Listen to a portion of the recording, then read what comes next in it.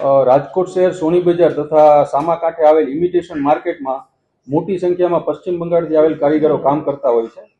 આ કારીગરોમાં કોઈ બાંગ્લાદેશી નાગરિક આવીને કામ કરતો હોય કે કેમ તે બાબતની તપાસ લોકલ પોલીસ સ્ટેશન અને એસઓજી બ્રાન્ચ કરતી હોય છે. આ દરમિયાન રાજકોટ શહેર એસઓજી શાખાને એક હકીકત મળેલી હતી કે પશ્ચિમ બંગાળનો એક વ્યક્તિ અજીત મુલ્લા અને અજમત મુલ્લા પોતે નાના બાળકો સગીર વયના બાળકો પાસે ઇમિટેશનનું કામ કરાવે છે. જે આધારે આપણે જૂના મોરબી રોડ ઉપર આવેલ રાજનગર સોસાયટીમાં એક ભાડાના મકાનમાં તપાસ કરવામાં આવી હતી, પણ એ દરમિયાન એ મકાનમાંથી કોઈ પણ આવો વ્યક્તિ કે આવા કોઈ પણ બાળકો મળી આવેલ નહીં. ત્યારબાદ એક ચોક્કસ બાતમીના આધારે એવી જાણ મળી હતી કે બેડી ચોકડી પાસે આવેલ ગોપાલનગર રેસિડેન્સીમાં આ બાળકોને રાખવામાં આવેલ છે. તેથી એ જગ્યાએ તપાસ કરતા ત્યાંથી 18 વર્ષથી નાના 14 બાળકો અને બીજા 18 વર્ષથી મોટા 18 થી 22 વર્ષ સુધીના બીજા 5 વ્યક્તિઓને મળી આવેલ હતા. જે વ્યક્તિઓને જોતા તેમના શરીરે ઈજા અને ઉજળાના નિશાન હતા. તેની માટે તેમને તાત્કાલિક મેડિકલ સારવાર માટે સિવિલ હોસ્પિટલ મોકલવામાં આવ્યા હતા. અને આ બાબત પર જોવા જઈએ તો મેડિકલ રિપોર્ટમાં પણ એ વાતની પુષ્ટિ થઈ છે કે આ લોકોને ત્યાં મારવામાં આવેલ હતો.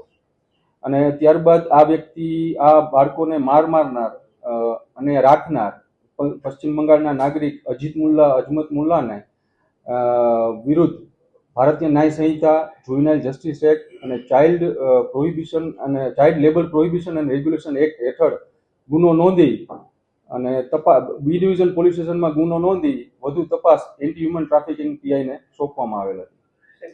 બનાવની ગંભીરતાને જોઈને એસઓજી બ્રાન્ચ તથા એએચટી બ્રાન્ચની અલગ અલગ ટીમો બનાવીને આ આરોપીને પકડવા માટેની તજવીજ કરતા હતા. ત્યારબાદ એક ચોક્કસ બાતમીના આધારે આ આરોપીને પકડી લેવામાં આવેલ છે અને આ આરોપી સાથે બીજા 2 અન્ય સગીર બાળકો પણ મળી આવેલ છે, જેમના શરીરે પણ જોતા તેમને પણ ખૂબ મારેલા હોયના અને ઈજાના નિશાન હતા.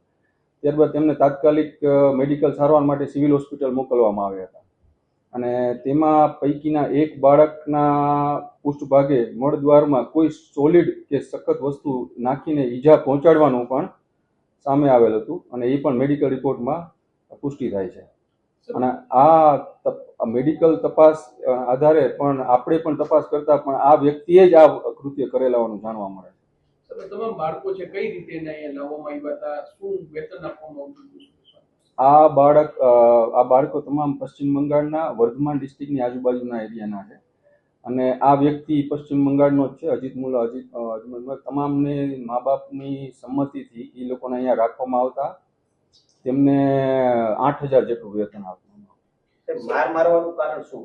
મારવામાં એવું છે કે આ બાળકો બધા અમુક 18 વર્ષની, અમુક 14 વર્ષના, 12 વર્ષના, 13 વર્ષના છે. બાળકો ઘણીવાર કામ ન કરે, કામ ઓછું કરે કે જે કામ કીધું હોય એ ન કરે તો ત્યારે પણ તમને મારવામાં આવે. તૃણમૂલ કોંગ્રેસે એક ટ્વીટ કર્યું છે જેમાં દાવો કર્યો છે કે ગુજરાતમાં બાળકો સાથે આ બર્બરતા ગુજારવામાં આવી રહી છે, તેને મારવામાં આવી રહ્યા છે. આ પ્રકારનો આક્ષેપ કર્યો છે અને 4 તારીખે ટ્વીટ કર્યું અને ત્યારબાદ પોલીસે કાર્યવાહી કરી એવું પણ નહીં. આ વસ્તુનું પણ કોઈ તથ્ય નથી. આ માણસને અગાઉ એની જગ્યા મોરબી રોડ ઉપર, જે જૂના મોરબી રોડ પર રાજનગર સોસાયટી છે તેના એક ભાડાના મકાન છે ધવલભાઈનું, ત્યાં આપણે ચેકિંગ કરેલું હતું.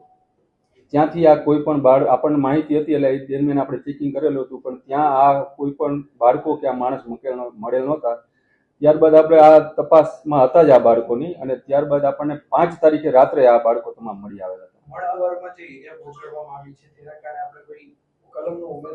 આ બાબતમાં આપણે અગાઉ ભારતીય ન્યાય સંહિતા ઉપરાંત જુવેનાઇલ જસ્ટિસ એક્ટ અને ચાઇલ્ડ લેબર પ્રોહિબિશન અને રેગ્યુલેશન એક્ટ ગુનો નોંધાયેલો હતો.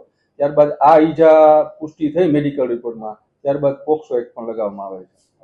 ખાસ કરીને કેટલા વર્ષથી અજીત મુલ્લા છે રાજકોટ રહેતો હતો અને કેટલા વર્ષથી આ પ્રકારે બાળ મજૂરી છે તે કરાવતો હતો? આપણે એની કોઈ રિમાન્ડની માંગણી કરી છે કે કેમ? શું અજીત મુલ્લા છેલ્લા 5 વર્ષથી રાજકોટમાં છે અને એ પણ ઇમિટેશન જ્વેલરીને ગ્રાઇન્ડિંગ મશીનથી છોલવાનું કામ કરે છે. અને આ તમામ બાળકો છેલ્લા 1 થી 2 વર્ષના અલગ અલગ ટાઈમમાં રાજકોટ લાવેનું તપાસમાં આવે.